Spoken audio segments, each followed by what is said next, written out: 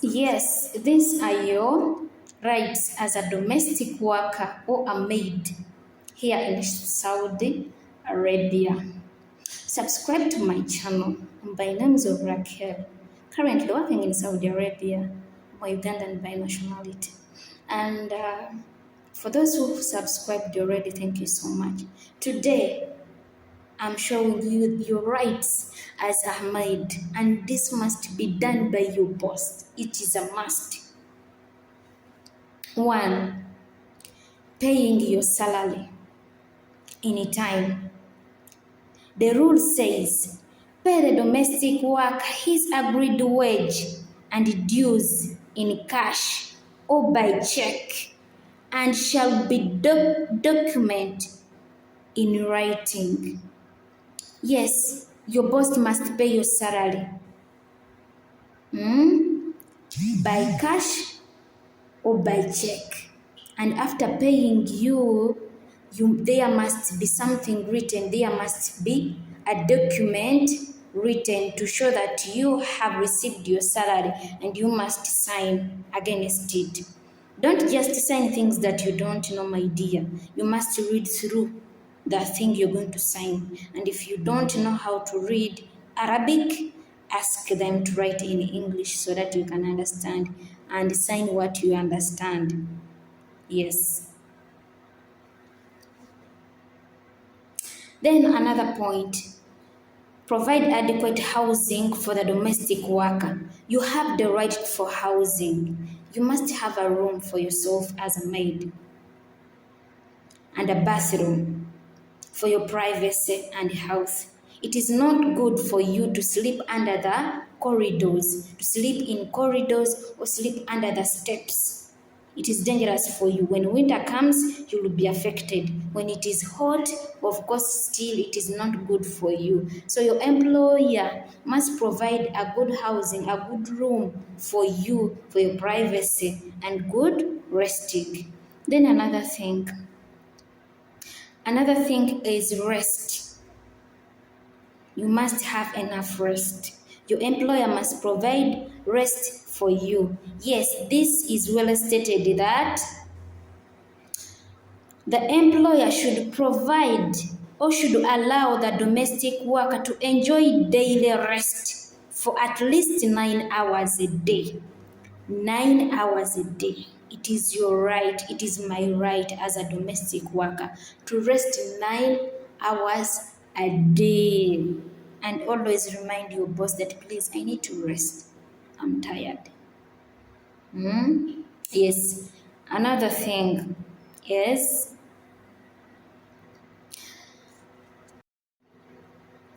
thing is one day weekly rest. This is very important.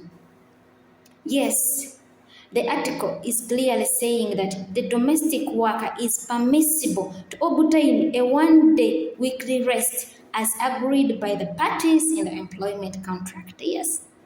When you agree with your boss, when the contract letter reads that you're going to have rest, idea, demand for your day of rest. Every week, have one day of rest, as long as you agreed with your employer that you are going to have a rest. Then another thing is the sick leave. Sick leave. Yes, the article clearly states that the domestic worker shall be entitled to be paid sick leave not exceeding 30 days per year, based on the medical report providing the need for leave. Yes, this is good for you and for me as a maid. If you get sick and you're badly sick, you have a right to have a sick leave, not more than 30 days. So we have the right for a sick leave. When you're sick, ask your boss, I need some good rest. When you're clearly sick, not faking your sickness. If you feel you're down, you can no longer move on with work, you need to have rest and medication. You need to have a leave, and you must be paid. Your salary shouldn't be deducted because you're sick, you're not working, and they deduct your salary. No, you have to get your salary, and you have to have that leave for yourself. Yes, and me too. I have that right. Then another issue is health care. Health care. The employer should provide health care to the domestic worker. Look how the article states. It says, health care shall be provided to the domestic worker in accordance with the regulations and instructions in force in the Kingdom of Saudi Arabia. Yes, you have the right to get the medical care. If you're feeling sick, don't die in the house. Be open and tell your boss, please, my boss, I'm going to die. I need some medication. You will be taken to the hospital if it is necessary. If it is not necessary, they will bring you medicine. You take the medicine and then feel good. It is your right. Don't get scared, and don't fear to inform your boss about your sickness. Okay? Yes, provision of ticket. The employer should provide ticket for we domestic workers. We have the right to the ticket, not from our salary. No, from the employer. For example, when the employer wants to take you back to Uganda, wants you to go back to Uganda or Kenya or any other country, before your contract expires, when it is not your will, then he or she must provide us a ticket. And still, if your contract is done, he or she must provide a ticket for you. So demand for your ticket under those two circumstances. When your contract is done and your boss suddenly wants to take you back to Uganda, suddenly, he or she must provide a ticket for you, not from your pocket. Maybe when it's you who has decided that I want to go back home.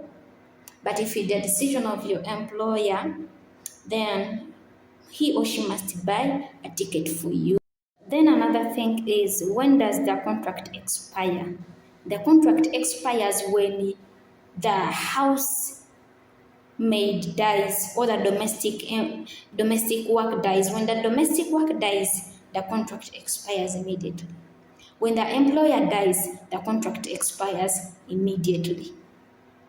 Yes, in those two circumstances. Another thing, if you finished the 2 years contract that you signed, the period that you signed with your boss, when that period expires, then also the contract does what?